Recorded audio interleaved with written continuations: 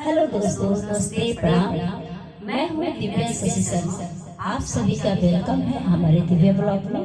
तो आप लोग कैसे हैं? उम्मीद करती हूँ कि आप लोग बहुत अच्छे होंगे। तो मैं फिर से आप लोग के लिए एक सॉन्ग लेकर आई हूँ और आप लोगों को अच्छा लगेगा तो लाइक कमेंट करके जरूर बताइएगा कि आप लोग को सॉन्ग मेरा कैसा लगता है और बाकी सॉन्ग भी आप लोगों को कैसा लगता है। तो आप लोग कमेंट करना ना भूलिएगा। तो आइए मैं आप लोग को सॉन्ग सुनाती हूँ। लिखे तू आवो बैंड बाजाई राजा, बीतता लगन काहे देताड़ साजा। लिखे तू आवो बैंड बाजाई राजा, बीतता लगन सब देताड़ साजा। बोल बोल पातारा तू कहिया दिखाइबा, सुनो सजनवा करत मनवा कबले दुल्हन बनाइबा। सुनो सजनवा करत मनवा कबले दुल्हन बनाइबा।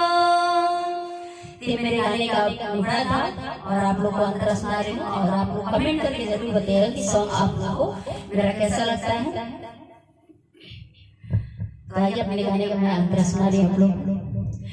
बाली कंगनवा बुलावे सजनवा, ठंडील पायल चूड़ी हो। नैहर से ले जा जल्दी ससुरवा, राखो न हमसे दूरी हो। बाली कंगनवा बुलावे सजनवा, ठंडील पायल चूड़ी हो। नैहर से ले जा जल्दी ससुरवा, राखो न हमसे दूरी हो।